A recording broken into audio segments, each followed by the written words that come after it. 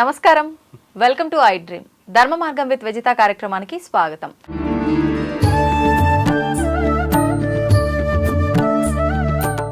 ప్రస్తుతం మనతో పాటు ఉన్నారు ప్రముఖ జ్యోతిష్య వాస్తు పండితులు బ్రహ్మశ్రీ దైవజ్ఞ వీరాపురం సుబ్రహ్మణ్య స్వామి గారు. ఇప్పుడు వారితో మాట్లాడి మనకున్న సందేహాలన్నింటినీ కూడా నివృత్తి చేసుకునే ప్రయత్నం చేద్దాం.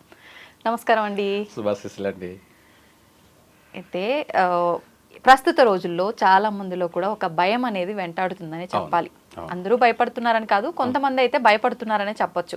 ఏంటి అంటే ఇప్పుడు ప్రస్తుతం 2024 ఏదైతే ఉందో ఇదంతా కూడా చాలా కష్టకాలం అనేది గడుస్తూ వచ్చింది. ఆరోగ్య రీత్యా గానీ, ఆర్థికంగా గానీ రకరకాల సమస్యలు తలెత్తుతున్నాయి. వీటికి తోడు ప్రకృతి యొక్క విపత్తులు కూడా జరుగుతున్నాయి. దీనికి మించి 2025లో వచ్చే అవకాశం ఉంది అని చెప్పి చాలా మంది ప్రముఖులు చెప్పడం జరుగుతోంది. ఇదంతా నిజమేనా? జనాలు దీన్ని దృష్టిలో పెట్టుకొని భయపడాలా? దీనికి సంబంధించి జాగ్రత్తలు ఏమైనా తీసుకుంటే బయటపడొచ్చా? భయపడాల్సిన అవసరం లేదు, జాగ్రత్తగా ఉండడం మంచిది. ఎలా జాగ్రత్తగా అంటే ఆ విషయం చెప్తాను. మనకు మీరన్నది చాలా మంచి విషయమే.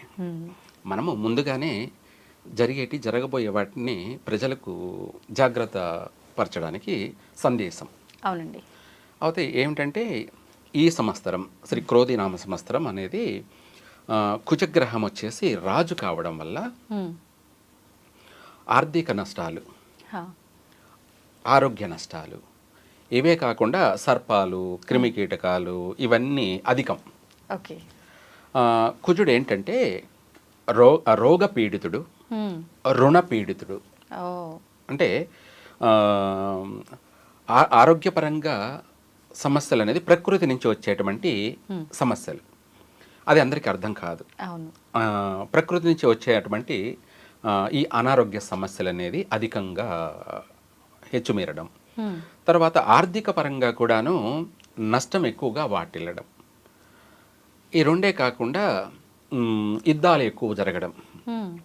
ఎందుకంటే ఆయన ఫైర్, కుజుడు వచ్చేసి ఫైర్, అగ్నితత్వం. ఫైర్ అనేది ఒక దేశాల మధ్య యుద్ధాలు జరగడం కానీ, రాష్ట్రాల మధ్య కూడా యుద్ధాలే అనుకోండి. కాకపోతే యుద్ధం జరగదు కానీ మాటల యుద్ధాలు.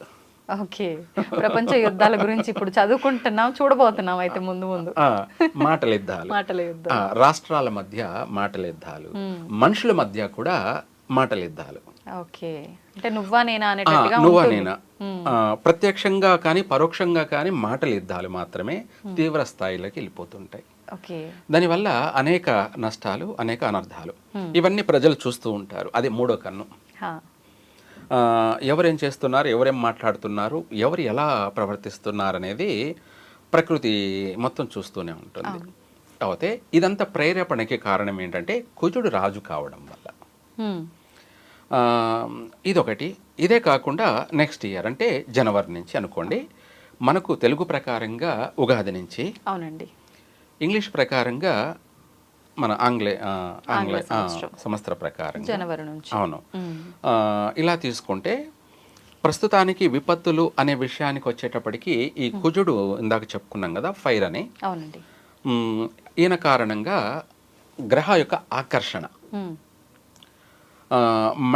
మనిషికి ఎలా చూపులు ఆకర్షణ అనేది జరుగుతుందో అలా ఆ గ్రహానికి భూమికి ఆకర్షణ శక్తి అనేది కలుగుతుంది.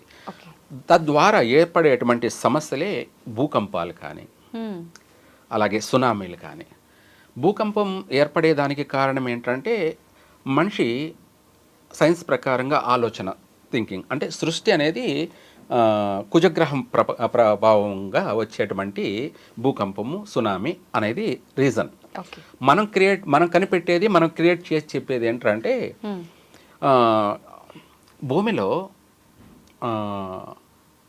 భూమి లోపల డెప్త్ అంటే లోతులో ఒక 100 అడుగులు అనుకోవచ్చు, లేదంటే 1 కిలోమీటర్ అనుకోవచ్చు. సపోజ్ కింద రాళ్ళు ఉంటాయి, పెద్ద పెద్ద రాళ్ళు ఉంటాయి. అవేంటంటే గ్రహ ఆకర్షణ వల్ల, గ్రహ ఆకర్షణ అంటే సూర్యుడు అనుకోండి, సూర్యుని యొక్క వేడికి పగలిగితే, రాత్రి చంద్రుని యొక్క చల్లదనానికి కూల్ అయితే, ఈ రెండు హీటు మళ్ళీ తర్వాత కూలు అయితే ఏమవుతుందంటే గ్యాస్ ఫామ్ అవుతుంది. భూమిలో. ఓకే. గ్యాస్ ఫామ్ అయిపోయేసి ఆ వేడికి ఆ ఉష్ణానికి రాళ్ళు పగులుతాయి. రాళ్ళు పగిలినప్పుడు ఆ రాళ్ళు పగిలినప్పుడు ఏమవుతుందంటే భూమి చీలకపోతుంది, అంటే పాయలు పాయలుగా చీలిపోతుంది. ఆ చీలిపోయినప్పుడే అది భూకంపం. ఓకే. అలాంటివి జరగబోతున్నాయి అయితే ఆల్రెడీ జరుగుతున్నాయి, జరగబోతుంటాయి ఇవి ఎప్పుడు కూడా. ఇవి వచ్చేసి కుజ ఆకర్షణ వల్ల, సూర్యుడు చంద్రుడి యొక్క ఆకర్షణ శక్తి ప్రభావం వల్లనే ఇవి జరుగుతుంటాయి. అలా పగిలి నెరలు చీలేదాన్ని భూకంపంగా నమోదవుతుంది. ఎందుకు మనము మీరే కనుక్కోవచ్చు ఆడవాళ్ళు. డీప్ ఫ్రిడ్జ్లో ఒక స్టీల్ గిన్నెలో నీళ్ళు పెట్టేసి డీప్ ఫ్రిడ్జ్లో పెట్టేసి దాన్ని హై చేయండి. గడ్డ గట్టిపోయిన తర్వాత మనం చూసుకోకుండా ఉంటే ఇంకా కొద్దిసేపు తర్వాత ఆ స్టీల్ అనేది చిట్లిపోతుంది. ఏమిటి? చిట్లిపోతుంది, పగిలిపోతుంది. ఉన్న పరిమాణానికన్నా ఇంకొంచెం పెద్దగా కనిపిస్తుంది ఫస్ట్ అయితే చూడడానికి. మన ఇంట్లోనే ఒక ఫ్రిడ్జ్లోనే మనము ఒక స్టీల్ గిన్నెలో నీళ్లు పెట్టి హైలో అంటే ఎక్కువగా మనము ఫ్రిడ్జ్ని టెంపరేచర్ పెట్టుకున్నామంటే దానికి ఇంత టైం కేటాయించిన తర్వాత ఇంకా ఒక గంట 2 గంటలు ఎక్స్ట్రా టైం ఇచ్చి చూసామంటే ఆల్రెడీ అది పగిలిపోయి ఉంటుంది. స్టీల్ గిన్నె ఏదైనా సరే పగిలిపోతుంది. ఒక ఫ్రిడ్జ్లోనే మనకు ఆ కూల్కి అది తట్టుకోలేక స్టీలే పగిలిపోయిందంటే ఇంకా భూమి చంద్రకిరణాల వల్ల, దాన్ని చండ కిరణాలు అంటారు. ఏమంటారు? ప్రచండ కిరణాలు అంటారు. అత్యంత కూల్ అన్నమాట. పగలంతా హీట్ అయిపోయింది, రాత్రి అయ్యేటప్పటికి కూల్ అయ్యేటప్పటికి తట్టుకోలేక ఆ రాళ్ళు పగిలి బయటికి రావడం జరుగుతుంటుంది. ఆ భూమి పొరలు చీలిపోవడం, దాని భూకంపం. ఇప్పుడు ఓన్లీ భూకంపాలైనా ఈ మధ్య కాలంలో మనం జల ప్రళయాలు కూడా చూసాం. ఇక్కడ మనకు భూమి అనేది మనకు కనిపిస్తుంది, మన నివాసం ఉన్న చోట చీలితే మనము కనుక్కోగలిగినాం. ఇవి సముద్ర గర్భంలో కూడా అలాగే జరుగుతాయి. సముద్ర గర్భంలో అలాగే జరుగుతాయి. అది జరగడానికి కారణం ఏంటంటే వీళ్ళ యొక్క స్థానాలు, వీళ్ళ గ్రహాలు ఉన్న స్థానాలు, వాళ్ళ కలయిక అనే దాన్ని బట్టి ఉంటుందన్నమాట. ఎప్పుడు జరుగుతాయంటే జరగవు. దాని ఎప్పుడు జరగాలో అప్పుడే ఆ గ్రహ ఆకర్షణ శక్తి వల్ల జరిగేటివి. ఆ సముద్రంలో కూడా ఇలా సంభవించడం వల్ల నీళ్లు పైకి ఉప్పొంగుతాయి. మీరు ఎగ్జాంపుల్గా ఏంటంటే ఒక టబ్బు తీసుకొని టబ్బులో నీళ్లు పెట్టేసి అందులో ఒక బంతి పెట్టేసి ఆ బంతిని నొక్కి ప్రెజర్ చేయండి. చేస్తే ఏమవుతుందంటే నీళ్లు పైకి ఉప్పొంగొస్తాయి బంతి మీద నుంచి. ఆ టైప్లో సముద్రం అనేది నీళ్లు ఉప్పొంగి సునామీగా రావడం జరుగుతుంది. ఆ సునామీ ఏంటంటే ఎంతవరకైనా ఉండొచ్చు, దానివల్ల తీవ్ర నష్టాలు జరిగే అవకాశం ఉంది. ఇటువంటి ప్రభావం ఇప్పుడు ఈ నెలలో కూడా ఉంది. ఈ నెలలో అంటే డిసెంబర్లోనూ ఉంది, తర్వాత జనవరిలో కూడా ఉంది. ఏ ప్రాంతాల్లో అంటే ఏమైనా చెప్పొచ్చు అంటారా? మన భారతదేశంలో స్వల్పంగా నమోదయ్యే అవకాశం ఉంది. విదేశాలలో భారీ ప్రళయాలు సంభవించే అవకాశం అయితే ఉంది. మన ప్రాంతాల్లో చెప్పుకునేటప్పటికీ వైజాగ్, మచిలీపట్నం, సూలూరుపేట, చెన్నై, వీటితో పాటు గోవా, వీటికి కాస్త స్వల్పమైనటువంటి భూకంపం కానీ అలాగే సునామీ కానీ ఉంది అన్నమాట. నష్టం అయితే వాటిల్లే అవకాశం. జన నష్టం కూడా జరిగే అవకాశం ఉంది. ఎక్కువగా అధికంగా ఆస్తి నష్టం జరిగే అవకాశం కూడా ఉంది.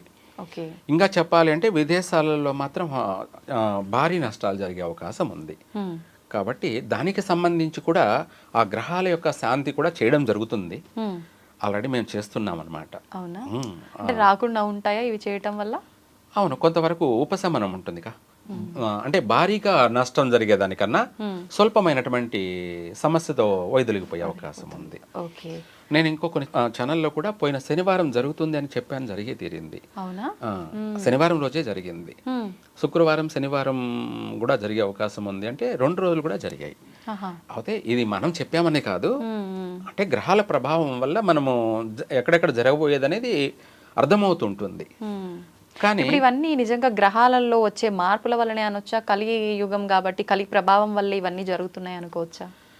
అన్నీ కూడా కారణాలు అనేకం. అయితే అన్నీ కలిస్తేనే ఇటువంటి ఉత్పాతాలు జరుగుతూ ఉంటాయి. మన ప్రాంతాలలో ఇది వరకు ఎక్కువ శాతం జరిగినట్టు ఎక్కడా లేదు. ఇప్పుడు తరచూ జరుగుతున్నాయి. అంటే ఇంకా జరిగే అవకాశం కూడా ఉంది.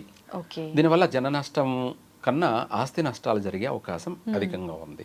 అయితే ఇప్పుడు ఈ జన నష్టము, ఈ భూకంపాలు, ఈ జల ప్రళయాలు, ఈ యుగాంతాలు, ఈ విధ్వంసాలు ఇవన్నీ పక్కన పెడితే మనకు కరోనా వైరస్ లాంటి వైరసే ఇంకొకటి రాబోతోందని చెప్పి మళ్ళీ అంతే విధమైన జన నష్టం, ప్రాణ నష్టం జరగబోతోందని చెప్పి కూడా కొంతమంది మాట్లాడుతున్నారు. నిజంగా అలాంటి అవకాశం ఏమైనా ఉందంట? మీరు అన్నట్టు ఇందాక చెప్పాను, కుజుడు రోగపీడితుడని. ఆ సమస్య అనేది ఉంది, కానీ అంత భారీ నష్టం జరగదు. మొన్నసారి కోవిడ్ వల్ల జరిగినంత జన నష్టం జరగదు. కాకపోతే ఆరోగ్య సమస్యలు అనేది ఉన్నాయి, వస్తాయి. వాటి వల్ల ప్రాణ నష్టాలు అధికంగా జరగవు. కాకపోతే భయం కలిగిస్తూ ఉంటుంది. తర్వాత 2025 అంటే ఏంటంటే మనకు తర్వాత ఉగాది నుంచి కూడా సూర్యుడు రాజు. ఇప్పుడు కుజుడు రాజు. అప్పుడు ఆరోగ్యం అంతా బాగుంటుందా? అక్కడ కూడా లేదండి, అదే సమస్య. ఇప్పుడు కుజుడు రాజు, ఉగాది నుంచి సూర్యుడు రాజు. సూర్యుడు అంటే ఆ రోజు ఉగాది ఆదివారం రోజు రావడం వల్ల ఏ వారం వస్తే ఆ వారం, ఆ సంవత్సరం అంతా కూడా ఆయనే రాజు. ఆయన రాజుగా ఉంటారా? ఉగాది రోజు ఆదివారం కావడం వల్ల సూర్యుడు అధిపతి. అనగా ఆ రోజు రాజు, ఆ సంవత్సరం అంతా కూడా రాజు ఆయనేనమాట. అయితే ప్రపంచంలో, ప్రకృతిలో సూర్యుడు రాజు కావడం వల్ల ఆరోగ్య సమస్యలు ఉన్నాయి. అంతేకాకుండా విపత్తులు కూడా అధికంగా ఉన్నాయి. వీటికంటే మించి యుద్ధ వాతావరణాలు కూడా ఉన్నాయి. అంటే దేశాల మధ్య. వీటితో పాటు ప్రజలలో, రాజకీయాల్లో ఎక్కువగా విపరీతమైనటువంటి భేదాభిప్రాయాలు రావడం జరుగుతుంది. అంటే ప్రతి ఒక్కరూ రాజకీయం స్టార్ట్ చేస్తారు. చిన్నపిల్లల కాడి నుంచి కూడా ప్రతి ఒక్కరూ రాజకీయం అనేది, అవగాహన అనేది విపరీతమైపోతుంది. దీనివల్ల నష్టం జరిగే అవకాశం ఉంది. అంటే చెప్పాలంటే సైకాలజికల్గా ఎవరు ఎలా ప్రవర్తిస్తున్నారు అనే ఊహించలేనంత విధంగా తారాస్థాయిలోకి వెళ్ళిపోతుంది రాజకీయ ప్రభావం. అనేక అనర్థాలు, అనేక నష్టాలు, అనేక సమస్యలు ఇవన్నీ కూడా ఎదురయ్యే అవకాశం ఎక్కువగా ఉంది. మొత్తం మీద ఓవరాల్గా ఏంటంటే ఈ సంవత్సరం, వచ్చే సంవత్సరం అంతా కూడాను విచిత్రమైనటువంటి ప్రకృతి విపత్తులు, రాజకీయ విపత్తులు, ఈ అనేకమైనటువంటి నష్టాలతోటి ప్రజలంతా కూడా డిస్టర్బ్ జరుగుతుంది. కానీ అలా అనేసి భారీ నష్టాలంటే ఏముండవు.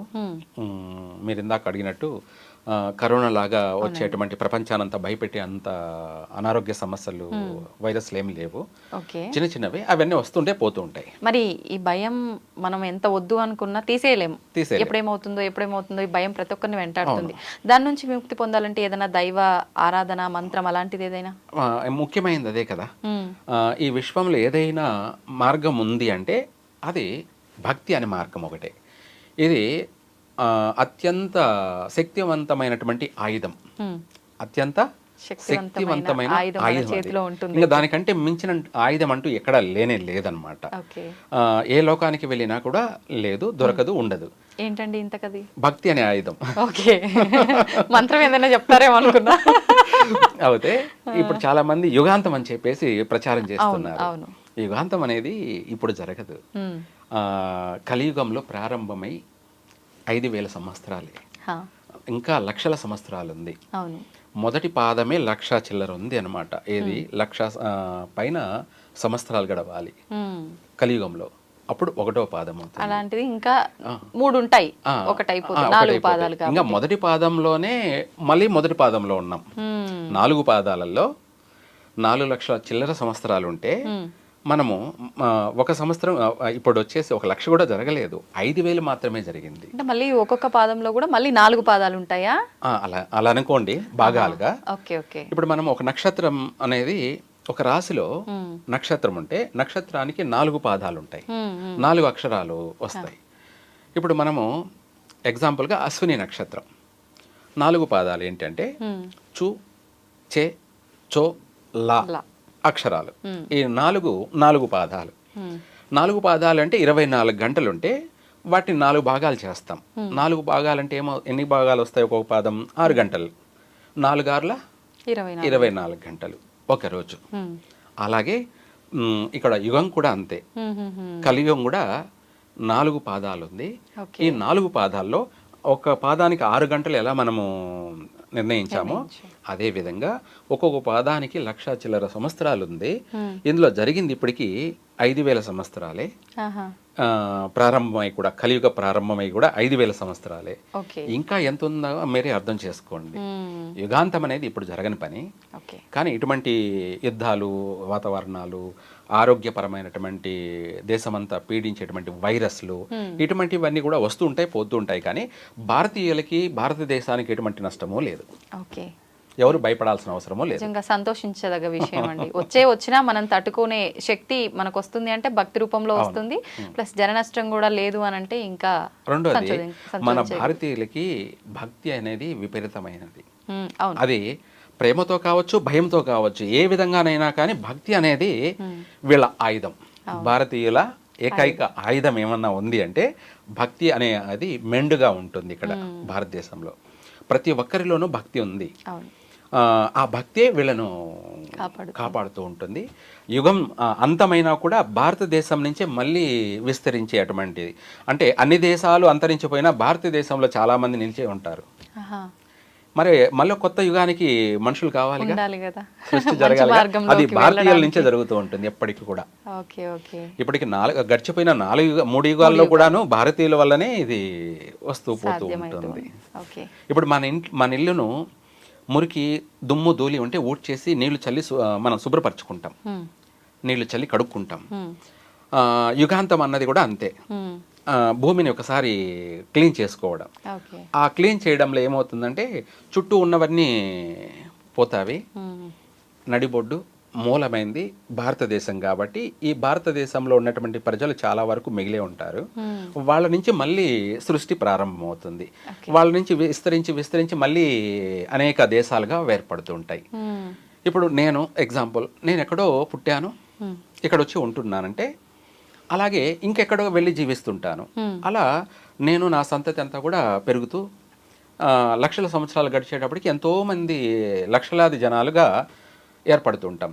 అలా ఎవరెవరి జీవితానికి సంబంధించి అక్కడ రాష్ట్రాలు, దేశాలుగా ఉద్భవిస్తూ ఉంటుంది, తయారవుతుంటుంది. అంతే తప్ప ఇక్కడ అక్కడే పుట్టారు, అక్కడ ఉన్నారనేది ఏం లేదు. దీని అన్నిటికీ మూలమైంది, కేంద్రమైంది భారతదేశం. అందులోనూ తెలుగుదేశం. తెలుగుదేశం ఇదే మూలమైంది. నిజంగా చాలా మంచి మాట చెప్పారండి. ధన్యవాదాలు. శుభాశీస్సులండి.